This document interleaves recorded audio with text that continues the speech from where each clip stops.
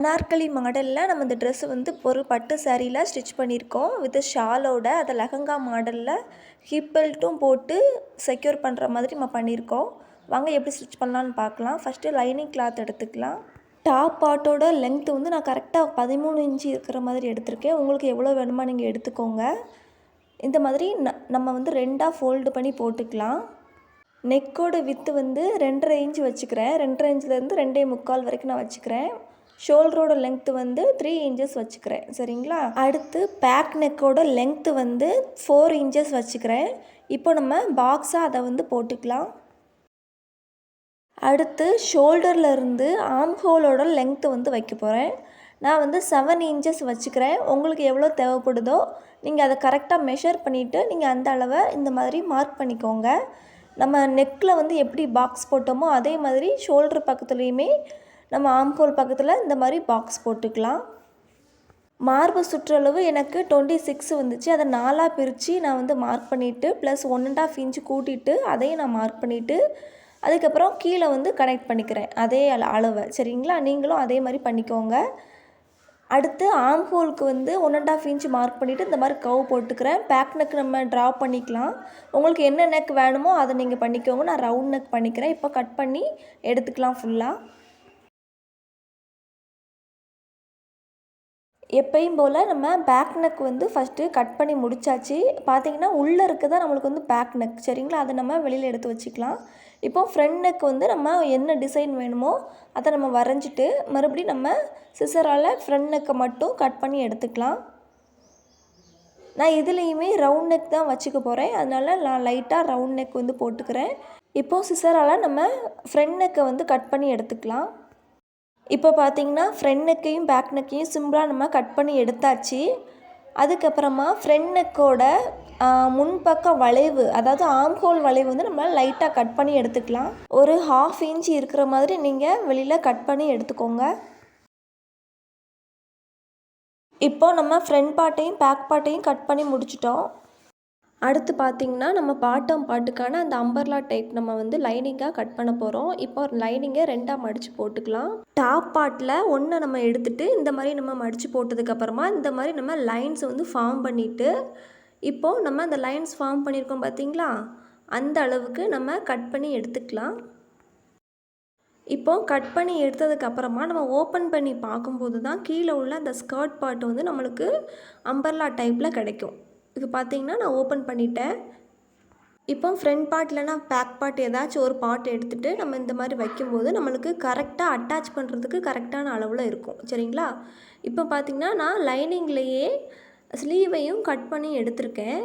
ஸ்லீவில் வந்து முன்குழிவு எல்லாமே கட் பண்ணியாச்சு. 12 இன்ச்சில் நான் ஸ்லீவ் வந்து எடுத்திருக்கேன். உங்களுக்கு எவ்வளோ தேவையோ நீங்கள் அந்த அளவுக்கு எடுத்துக்கோங்க. இப்போது சாரியை ஓப்பன் பண்ணிக்கலாம். சாரி ஃபுல்லாக நான் ஓப்பன் பண்ணி காட்டுறேன் பாருங்கள். ஃபஸ்ட்டு நான் வந்து பல்லு பார்ட், அதாவது முந்தானை இருக்குது பார்த்திங்களா, அதில் கொஞ்சம் மாடல் கொடுத்துருக்காங்க. நான் அதை வந்து லைனாக கட் பண்ணி எடுத்துக்கிறேன். முந்தானை பார்ட்டில் தான் நான் வந்து ஃப்ரண்ட் பார்ட் வந்து அட்டாச் பண்ணி ஸ்டிச் பண்ண போகிறேன்.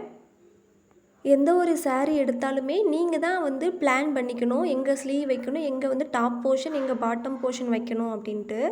பல்லு பாட்டுக்கு அப்புறமா இந்த மாதிரி கொஞ்சம் டிசைன்ஸ் கொடுத்துருக்காங்க பார்த்தீங்களா, அந்த பார்டர் மாதிரி கொஞ்சம் கொஞ்சம் அந்த மாங்காய் டிசைன்ஸ் கொடுத்துருக்காங்க பார்த்தீங்களா, அதை மட்டும் நான் தனியாக கட் பண்ணி எடுத்துக்கிறேன்.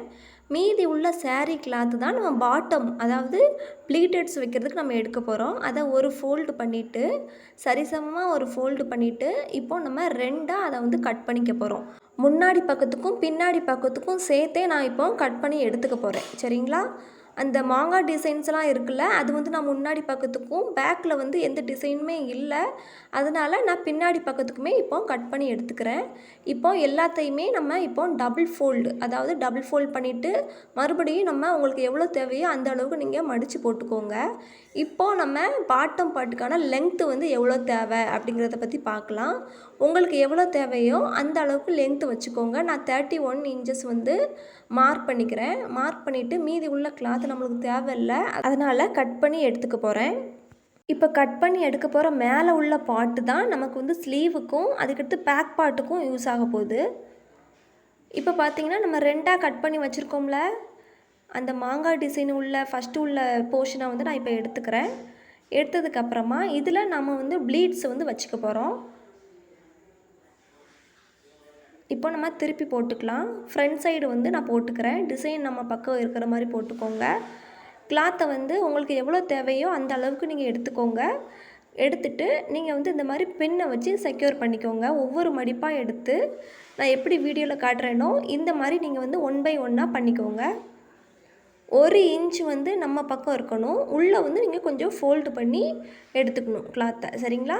துணியை வந்து நல்லா விரித்து விட்டு நீங்கள் ஒவ்வொரு டைமும் இந்த மாதிரி ஃபோல்டு பண்ணி எடுத்துக்கோங்க. அப்போ தான் நம்மளுக்கு வந்து கரெக்டான ப்ளீட்டட்ஸ் வந்து வரும். இப்போ பார்த்தீங்கன்னா நான் வந்து ஒவ்வொன்றா ப்ளீட்டட்ஸ் வந்து வச்சுக்கிறதுக்கு ஸ்டார்ட் பண்ணியிருக்கேன். உங்ககிட்ட இந்த மாதிரி பின்ஸ் இல்லை அப்படின்னா நீங்கள் வந்து இந்த ஹூக் இருக்குது பார்த்தீங்களா, நம்ம வீட்டில் இருக்கும்ல, அதை வச்சு செக்யூர் பண்ணிக்கோங்க. இல்லை அப்படின்னா தையல் மிஷினில் பெரிய தையல் விழும்ல, அந்த அந்த த்ரெட்டு வந்து வச்சுட்டு நீங்கள் வந்து ஸ்டிச் பண்ணி எடுத்துட்டிங்க அப்படின்னா உங்களுக்கு வந்து பிரிக்கிறதுக்கும் ஈஸியாக இருக்கும். எக்ஸ்ட்ரா வந்துச்சு அப்படின்னா பிரிக்கிறதுக்கும் ஈஸியாக இருக்கும். இப்போ ஃப்ரண்ட் அண்ட் பேக் பார்ட் ஏதாவது ஒன்று எடுத்துக்கலாம். அந்த அளவுக்கு தான் நம்ம வந்து கீழே உள்ள போர்ஷனை வந்து ரெடி பண்ணணும். அந்த அளவுக்கு தான் நம்ம வந்து மடிப்பு எடுத்து அழகாக நம்ம செக்யூர் பண்ணி வச்சுக்கணும். எக்ஸ்ட்ரா இருந்துச்சு அப்படின்னா நீங்கள் கட் பண்ணி எடுத்துக்கோங்க. சரிங்களா? இப்போது எனக்கு இந்த கிளாத்து வந்து எக்ஸ்ட்ரா வரல, அளவாக வந்துருச்சு. அதனால் நான் இந்த மாதிரி பண்ணிவிட்டு ஃபுல்லாக நம்ம ஸ்டிச் பண்ணி எடுத்துக்கலாம். இப்போ பார்த்திங்கன்னா மேலே உள்ள கிளாத்து, அதாவது பாட்டம் போர்ஷனுக்குள்ளே மேலே உள்ள கிளாத் தான் நம்ம ஸ்லீவுக்கு வந்து வைக்க போகிறோன்னு சொல்லியிருந்தேன். அந்த கிளாத்தை எடுத்துக்கலாம். ஸ்லீவுக்கு வந்து எந்த அளவுக்கு அகலம் தேவையோ அந்த அளவுக்கு எடுத்துகிட்டு 2 ஸ்லீவுக்குமே சேர்த்து நான் இந்த மாதிரி கிளாத்தை வந்து மடிச்சுட்டு கட் பண்ணி எடுத்துக்க போகிறேன். உங்களுக்கு எவ்வளோ தேவையோ நீங்கள் அதை வந்து கட் பண்ணி எடுத்துக்கோங்க. இப்போ நம்ம 2ஆவும் கட் பண்ணிக்கலாம். 2 ஸ்லீவுக்கும் வேணும்ல, அதனால் 2ஆவும் நான் கட் பண்ணி எடுத்துக்கிறேன். ஸ்லீவோட லென்த்துக்கு ஏற்றாப்புல நம்ம இந்த கிளாத்து வந்து ஒரிஜினல் கிளாத் இருக்குது பார்த்தீங்களா, அது கொஞ்சம் ஒரு 2 இன்ச்சு கம்மியாக இருக்கிற மாதிரி இருக்குது. அதனால் நான் ஃபஸ்ட்டு உள்ள அந்த பார்டரை மட்டும் எக்ஸ்ட்ரா உள்ள கிளாத்தில் வந்து பார்டரை ரிமூவ் பண்ணிவிட்டு அந்த ப்ளூ கலர் கிளாத் இருக்குது பார்த்தீங்களா, அதை வந்து நம்ம ஸ்லீவுக்காக கட் பண்ணி வச்சுருக்கோம்ல கிளாத்து, அதில் வந்து மேலே நான் அட்டாச் பண்ணிவிட்டு ஸ்லீவையும் அதில் வந்து வச்சு நான் அட்டாச் பண்ணி எடுத்துக்க போகிறேன். இப்போ பார்த்தீங்கன்னா நான் வந்து பட்டை ரிமூவ் பண்ணிக்கிறேன். உங்களுக்கு அந்த பட்டை வந்து கீழே, அதாவது ஆல்ரெடி நம்ம பட்டு இருக்குது பார்த்தீங்களா ஸ்லீவில், அதுலேயும் நீங்கள் வந்து ஸ்டிச் பண்ணி எடுத்துக்கலாம். இந்த மாதிரி நீங்கள் பிளான் பண்ணிக்கலாம்.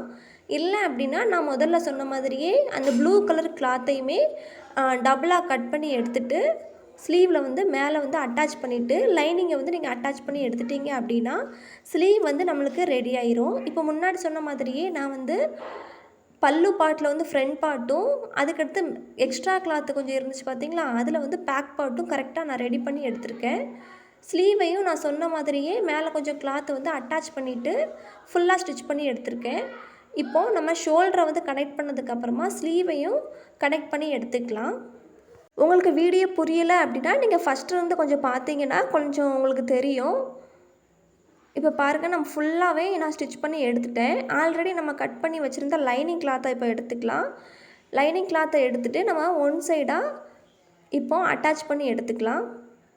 அட்டாச் பண்ணி எடுத்ததுக்கப்புறமா கீழே உள்ள பாட்டம் பார்ட் எல்லாமே நம்ம அந்த மடிப்பாக எடுத்து வச்சுருந்தோம்ல ப்ளீட்ஸு, அதையுமே நம்ம அட்டாச் பண்ணிவிட்டு பின்னாடி வந்து கட்டுறதுக்காக நான் சின்ன ரோப்பெல்லாம் வைக்க போகிறேன். அதையுமே நீங்கள் ஸ்டிச் பண்ணி எடுத்துக்கோங்க. இப்போ பார்த்தீங்கன்னா நான் வந்து பின்னாடி ரோப்பு வச்சு ஸ்டிச் பண்ணியிருக்கேன். அதுக்கடுத்து மீதி உள்ள அந்த முந்தானை பார்ட்டில் நான் கொஞ்சம் கிளாத்து கட் பண்ணி வச்சுருந்தோம்ல, அதை வந்து நான் வந்து அட்டாச் பண்ணிவிட்டு அந்த ஷால் வந்து நான் எடுத்திருக்கேன். அதை வந்து நான் தாவணி ஃபார்மில் கட்டி விட்டுருக்கேன். அதுக்கப்புறமா பெல்ட்டும் நான் ரெடி பண்ணியிருக்கேன். சரிங்களா? இந்த வீடியோ உங்களுக்கு பிடிச்சிருந்தா லைக் பண்ணுங்கள், ஷேர் பண்ணுங்கள், கமெண்ட் பண்ணுங்கள். தையல் இசை சேனலை சப்ஸ்கிரைப் பண்ணிக்கோங்க. பாய் ஃப்ரெண்ட்.